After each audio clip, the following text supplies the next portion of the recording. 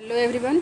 हम लोग बीपीएससी की पूर्वालोकन की बुक कर रहे हैं। ये बीपीएससी की पूर्वालोकन की बुक है। इसमें हम लोग इंडियन ज्योग्राफी का पार्ट कर रहे हैं और इसमें 40 क्वेश्चन हम लोग कर चुके हैं। आज 41वें क्वेश्चन से हम लोग सॉल्व करेंगे।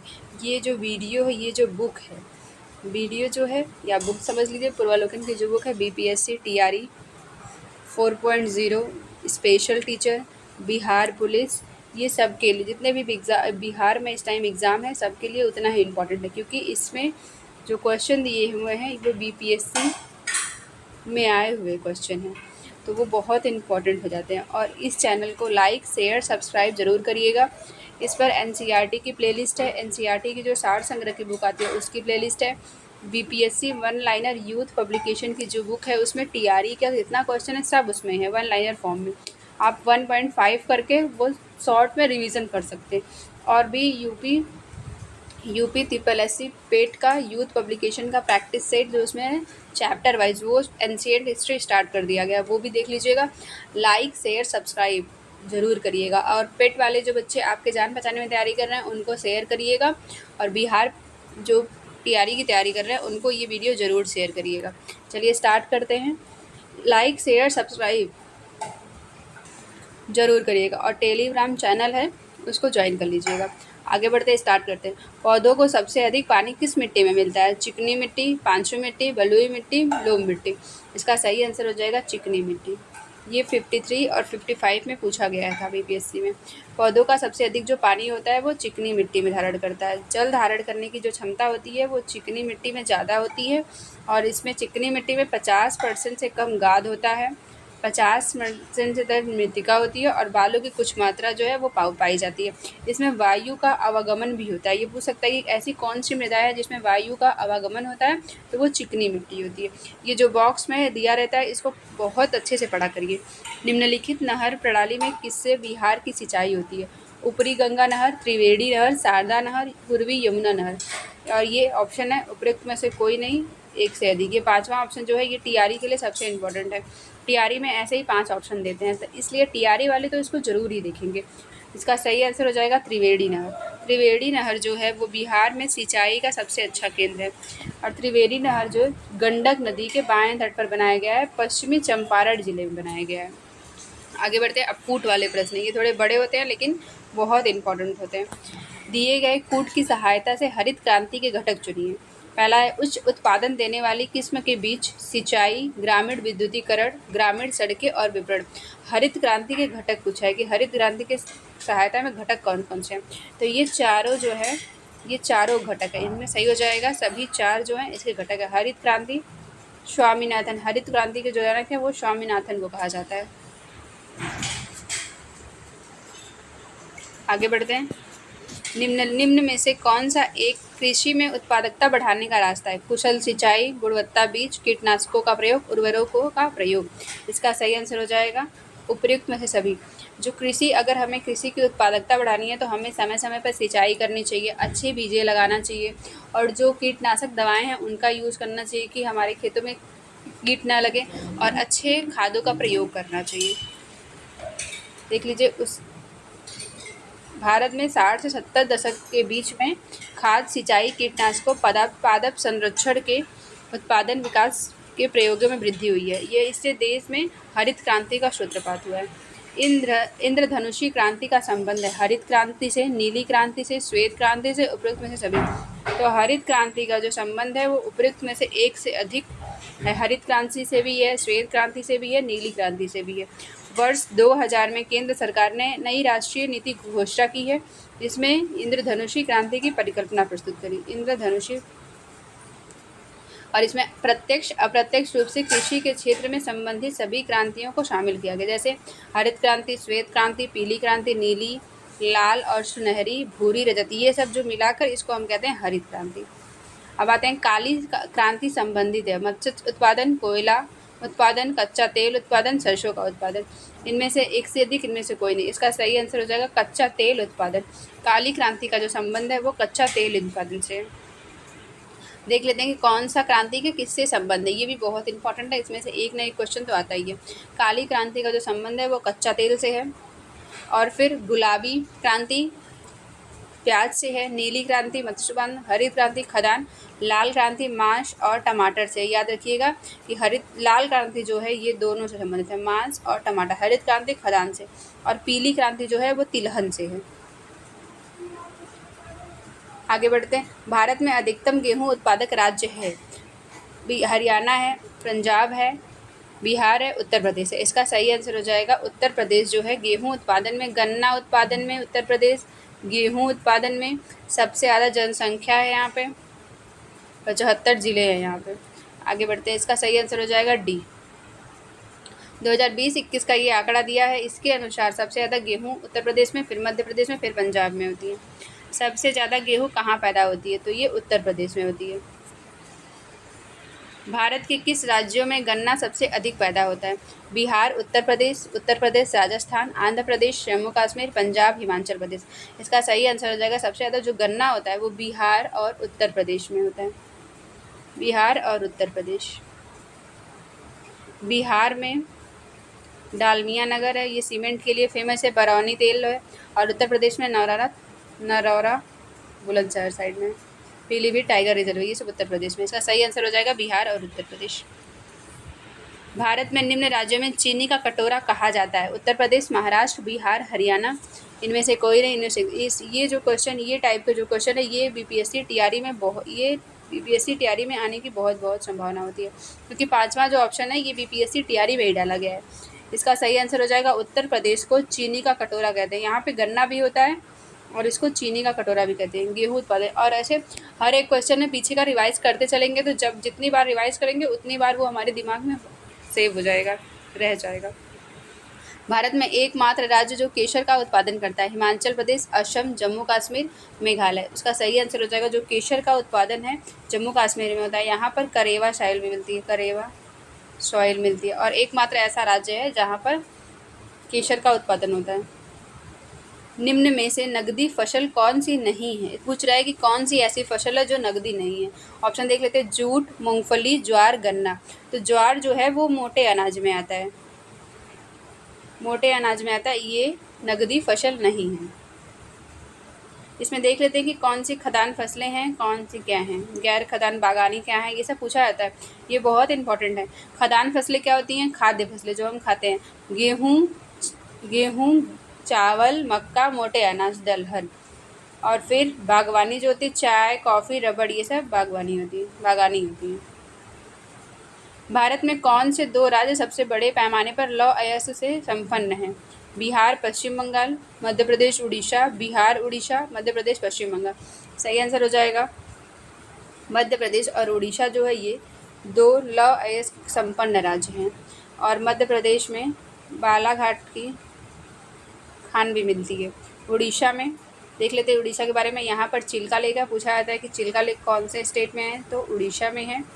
यहाँ पे पारादीप पोर्ट है उड़ीसा में, और पुराने टाइम में इसको उत्कलिंग कहते थे। और यहाँ पर महानदी अपना डेल्टा बनाती है, महानदी। आगे बढ़ते हैं। निम्न लौह अयस्क बैलाडीला की खान कहाँ है?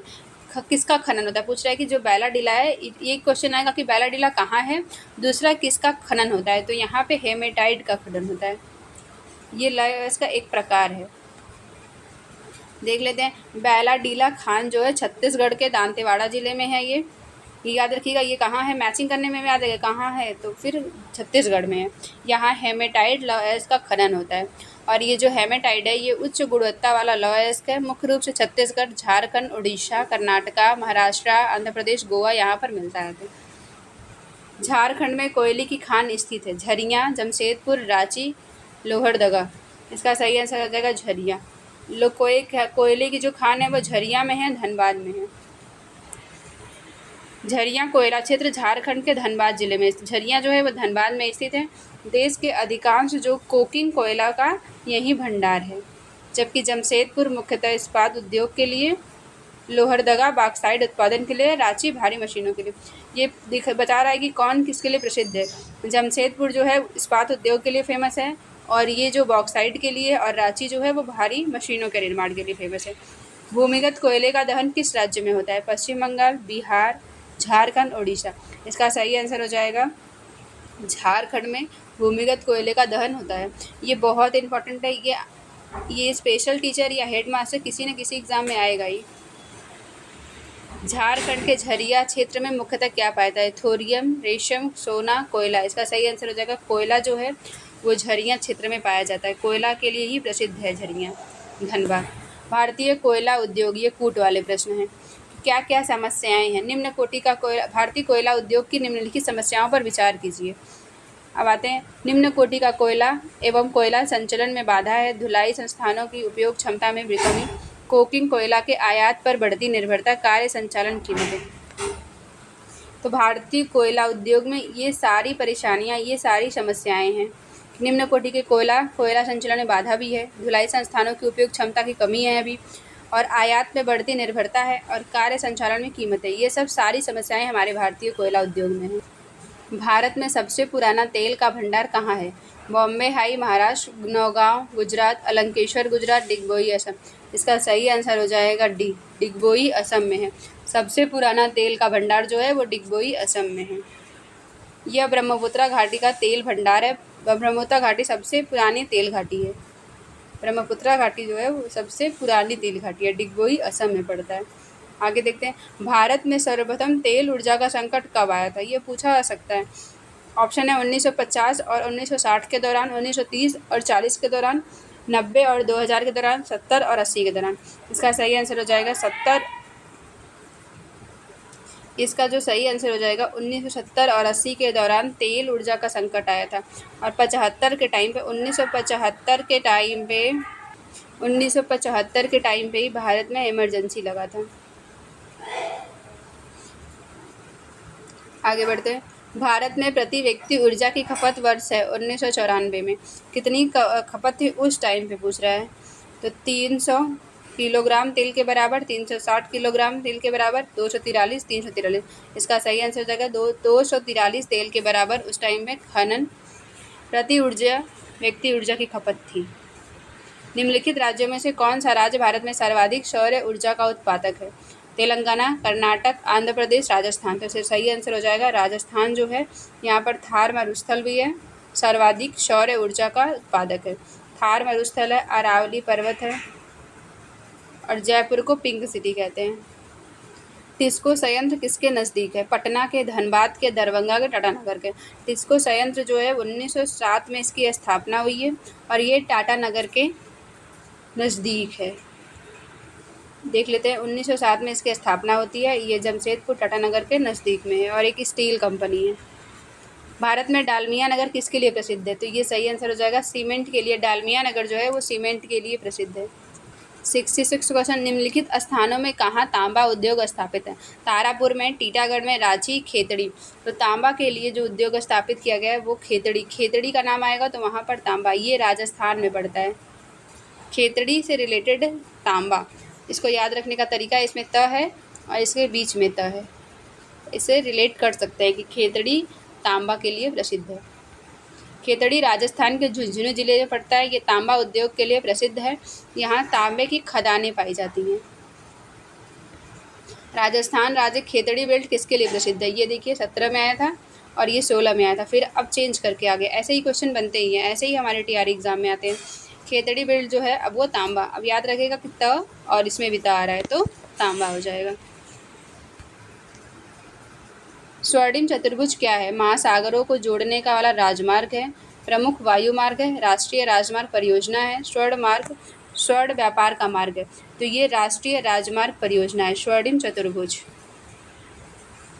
इसमें स्वर्णिम चतुर्भुज में 2001 में शुरुआत हुई थी। इसमें दिल्ली, मुंबई और चेन्नई, कोलकाता द्वारा सड़कों को जोड़ा जाए। दिल्ली, मुंबई, चेन्नई, कोलकाता। याद रखिएगा, ये पूछा जा सकता है कि गोल्डन क्वाड्रिलेटरल क्या है। भारत का 40% सड़क परिवहन होता है राष्ट्रीय राजमार्ग से, राजकीय मार्ग से, जिला मार्ग से, ग्रामीण सड़कों से। सही आंसर हो जाएगा राष्ट्रीय राजमार्गों से 40% का जो सड़क परिवहन है यहीं से होता है। अब एक बार अब रिवाइज कर लेते हैं कि स्वर्णिम चतुर्भुज क्या है। स्वर्णिम चतुर्भुज जो है वो 2001 में स्टार्ट किया गया था। दिल्ली, मुंबई, चेन्नई, कोलकाता से रूट बनाया जा रहा है। निम्न हिमालय पर्वत श्रेणियों में किस पर्वत श्रेणी को अटल टनल पार करती है? पूछ रहा है कि इसमें से कौन सा जो है अटल टनल जो है किसको पार करती है? लद्दाख, जास्कर, पश्चिमी पीर पंजाल, पूर्वी पीर पंजाल। अटल टनल को ये पूर्वी पीर पंजाल जो है इसको पार करती है। पूर्वी पीर पंजाल, ये याद रखिएगा, ये बहुत इंपॉर्टेंट है। ये पूर्वी और पश्चिमी में कंफ्यूज जाएंगे। तो ये कौन सी अटल टनल पार करती है? पूर्वी पीर पंजाल को। ये 9.2 किलोमीटर है अटल टनल और पूर्वी पीर पंजाल में श्रृंखला में स्थित है। यह लाहौल स्पीति घाटी से जोड़ती है मनाली को।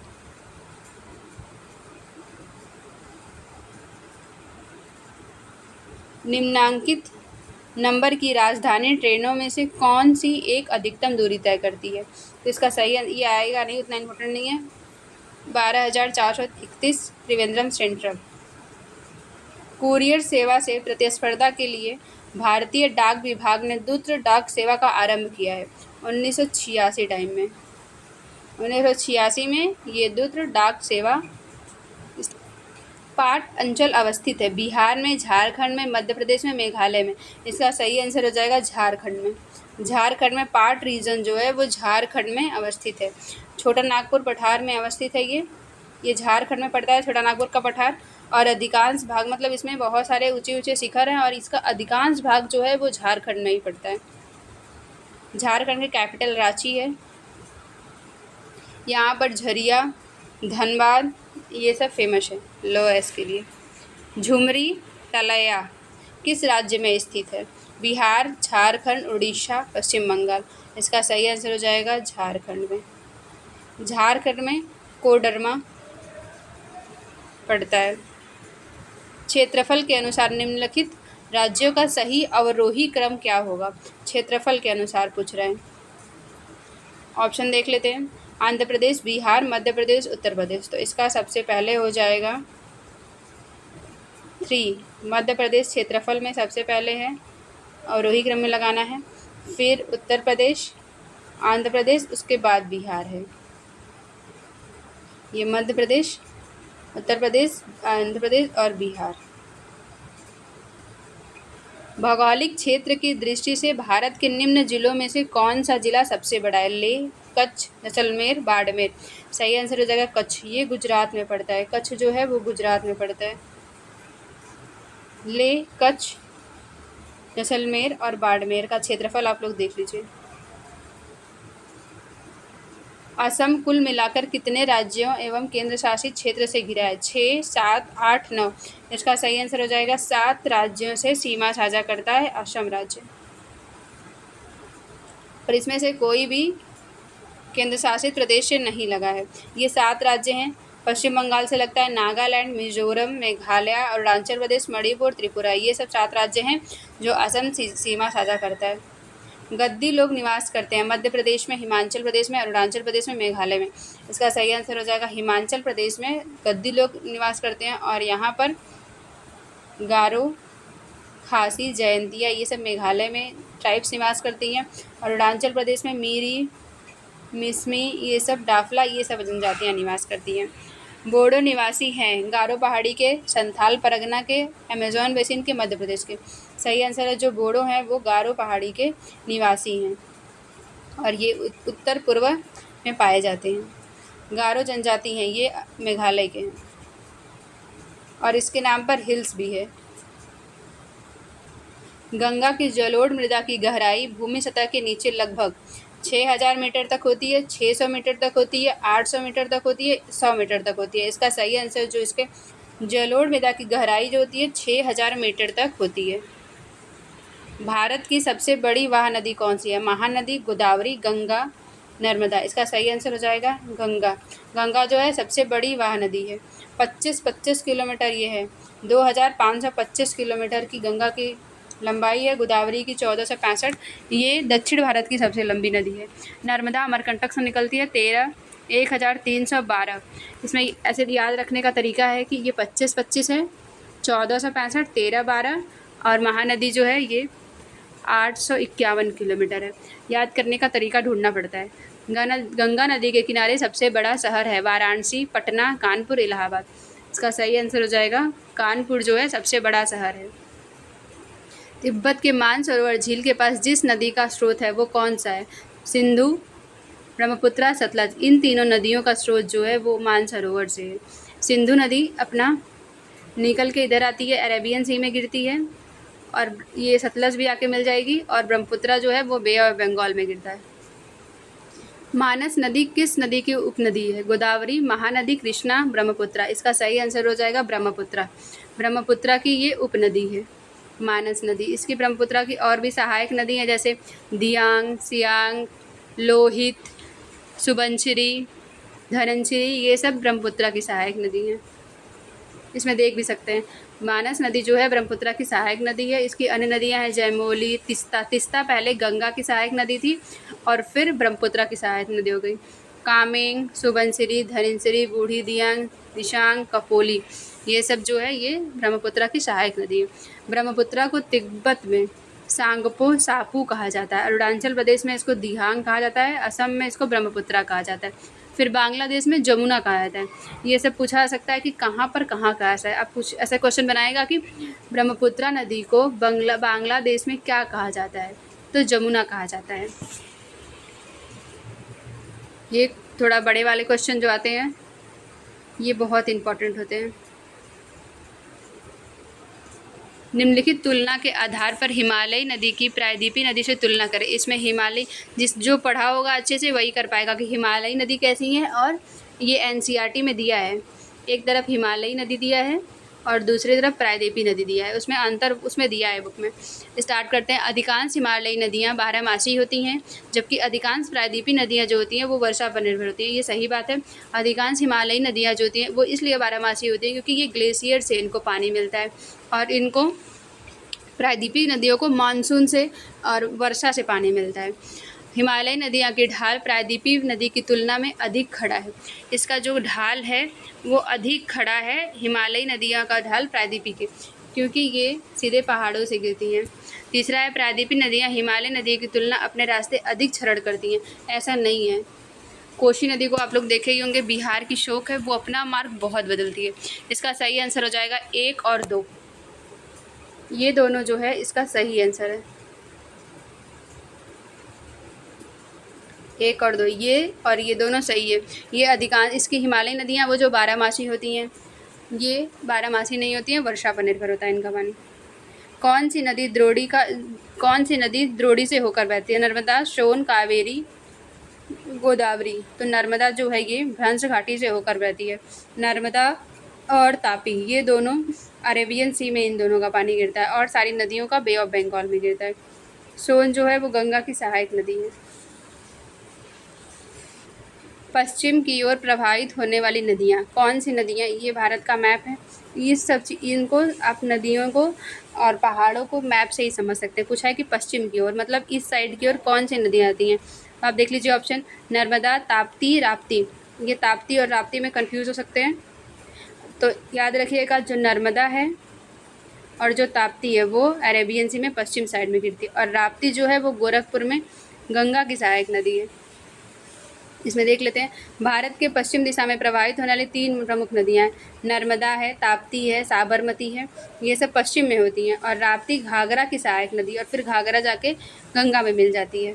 राप्ती के किनारे ही गोरखपुर बसा है। कावेरी नदी कौन से राज्य से होकर बहती है? गुजरात, मध्य प्रदेश, तमिलनाडु, कर्नाटक, केरला, तमिलनाडु। कर्नाटक, केरला, आंध्र प्रदेश, मध्य प्रदेश, महाराष्ट्र, तमिलनाडु। इसके लिए भी मैप की ज़रूरत पड़ेगी। आप मैप बनाएंगे, मैप में देखेंगे तो यहाँ पर गुजरात पड़ेगा, यहाँ मध्य प्रदेश, यहाँ तमिलनाडु। तो आप जब देखेंगे कि कावेरी नदी कहाँ है, तो कावेरी नदी नीचे की साइड में, तो ये दोनों ऑप्शन गलत हो जाएगा। कर्नाटक, केरल, और इसको देखेंगे आंध्र प्रदेश यहाँ पड़ता है, तो ये भी नहीं होगा, क्योंकि हम लोग देखें मैप में कि यहाँ है। ये ऑप्शन वैसे ही मध्य प्रदेश गलत ही हो जाएगा। इसका सही आंसर कर्नाटक होगा। कर्नाटक, केरल, तमिलनाडु, ये मैप से क्वेश्चन सही हो सकता था, एलिमिनेट करके फिर सही कर सकते थे। इसका सही आंसर कावेरी नदी जो है कर्नाटक, केरल, तमिलनाडु, इसका सही आंसर हो जाएगा। कावेरी नदी कर्नाटक के कुर्ग जिले से ब्रह्मगिरी के निकट निकलती है, और ये 800 किलोमीटर की लंबाई है इसकी। 81,155 वर्ग किलोमीटर अपवाद क्षेत्र है, और ये बंगाल की खाड़ी में गिरती है।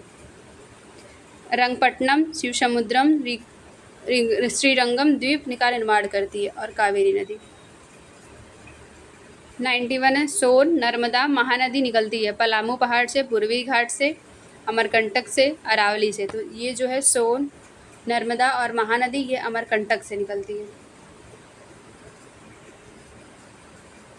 महानदी जो है वो सिहावा की पहाड़ी से निकलती है, और ये दोनों अमरकंटक से निकलती है।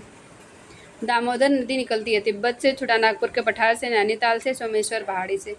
इसका सही आंसर हो जाएगा छोटा नागपुर पठार से दामोदर नदी निकलती है, और सोमेश्वर की पहाड़ी है बिहार में है। इसकी कुल लंबाई जो है 592 किलोमीटर है। निम्नलिखित में कौन भूमिबंधित नदी है? ताप्ती, कृष्णा, लूनी, नर्मदा। देखते हैं अब। लूनी नदी जो है अजमेर के दक्षिण पश्चिम में अरावली श्रेणी से निकलती है, 511 किलोमीटर प्रभावित होती है, कच्छ के रण में जाके विलुप्त हो जाती है। निम्न नदियों में कौन सबसे नदी पथ परिवर्तन किया है? शोर नदी, गंडक नदी, कोसी नदी, गंगा नदी। इसका सही आंसर हो जाएगा कोसी नदी। कोसी नदी नेपाल से निकलती है, और बिहार का शोक इसको कहते हैं, कोसी नदी को। ये टीआरई में पूछा भी गया था, और ये बहुत कॉमन क्वेश्चन भी है। दामोदर, कोयल, सुवर्णरेखा नदी निम्नलिखित में से किससे निकलती है? दक्कन का पठार, छोटा नागपुर का पठार, सेंट्रल हाइट, मेघालय का पठार। तो जो दामोदर है, कोयल है, सुवर्णरेखा, ये सब छोटा नागपुर के पठार से निकलती हैं। याद रखिएगा, पूछा जाएगा कि कौन से निकलती हैं, तो छोटा नागपुर के पठार से निकलती हैं। भारतीय मानसून मौसमी विस्थापन से इंगित है, जिसका कारण है स्थल एवं समुद्र का विभेदीतापन, मध्य एशिया की ठंडी हवा, तापमान की अति एक समानता, उपयुक्त में से कोई नहीं। इसका सही आंसर हो जाएगा स्थल तथा समुद्र के विभेदीतापन से मानसून जो है वो स्थापन है।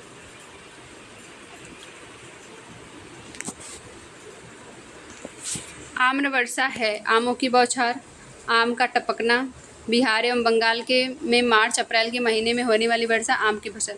तो आम्र वर्षा जो होती है वो आम के पकने के लिए ही होती है ये, लेकिन कर्नाटका और केरल क्षेत्र में होती है। कर्नाटका केरल क्षेत्र में होती है, और इसको काल बैसाखी में अलग अलग क्षेत्रों में अलग अलग नाम देते हैं। निम्न राज्यों में किस राज्य में जाड़े के मौसम में बारिश मिलती है? केरल, पश्चिम बंगाल, तमिलनाडु, उड़ीसा। इसका सही आंसर हो जाएगा तमिलनाडु में। तमिलनाडु में लौटते हुए मानसून से भी वर्षा होती है, इसलिए यहाँ पे बारिश होती है अक्टूबर नवंबर के महीने में, जब ठंडी पड़ती है, और वहाँ केरल में बारिश होती है, तमिलनाडु में बारिश होती है। चेरापूंजी अवस्थित है असम राज्य में, मेघालय राज्य में, मणिपुर में, मिजोरम में। इसका सही आंसर हो जाएगा मेघालय में। यहीं पे मानसून ग्राम है जहाँ विश्व की सर्वाधिक वर्षा होती है, और यहाँ पे गारो, खासी, जयंतिया, शिलोंग हिल्स, ये सब यहीं पर है। अब देखते हैं ये सूची, प्राकृतिक आपदाएं और सूची। बाढ़ हिमालय के गिरिपात क्षेत्र में, भूकंप झारखंड उत्तरी। ये मैचिंग करना है कि कौन कौन से हैं। तो जो भूकंप आता है ये हिमालय के गिरिपात क्षेत्र में आता है। चक्रवात जो है उड़ीसा के तट पर आता है। ऑप्शन देख लेते हैं, भूकंप बी का 1। इसका सही आंसर हो जाएगा बी। ए का 3 जो बाढ़ है वो उत्तर प्रदेश और बिहार में कोसी नदी है, उसकी सहायता से बाढ़ आता है। भूकंप हिमालय के गिरिपथ से आता है। सूखा जो है वो मध्य एवं पूर्वी भारत में पड़ता है। चक्रवात झारखंड एवं उत्तरी उड़ीसा में पड़ता है। करेवास मृत्तिका जो जाफरान केसर के लिए एक स्थानीय प्रकार है, के उत्पादन के लिए उपयोगी है। पूछ रहा है कि जो करेवा है केसर के लिए उत्पादन होता है वो कहाँ पर है? कश्मीर हिमालय में, गढ़वाल हिमालय में, नेपाल हिमालय में, पूर्वी हिमालय में। इसका सही आंसर हो जाएगा कश्मीर हिमालय में। जम्मू कश्मीर में एकमात्र ऐसा राज्य है जहाँ पर केसर का उत्पादन होता है। गढ़वाल हिमालय जो है वो उत्तराखंड में पड़ता है। रेगुर किसका नाम है? लाल मिट्टी का, जलोढ़ मिट्टी का, काली मिट्टी का, लेटराइट मिट्टी का। तो इसका सही आंसर हो जाएगा काली मिट्टी का। ये 102 क्वेश्चन आज हुए हैं। अच्छा लगा होगा तो लाइक, शेयर, सब्सक्राइब ज़रूर करिएगा। जो टीआरई वाले लोग हैं उनको ज़रूर शेयर करिएगा। ये बहुत इंपॉर्टेंट है। BPSC, TRE, special teacher, headmaster सबके लिए इम्पॉर्टेंट है। तो लाइक, शेयर, सब्सक्राइब ज़रूर करिएगा। टेलीग्राम चैनल है उसको ज्वाइन कर लीजिएगा। Thank you.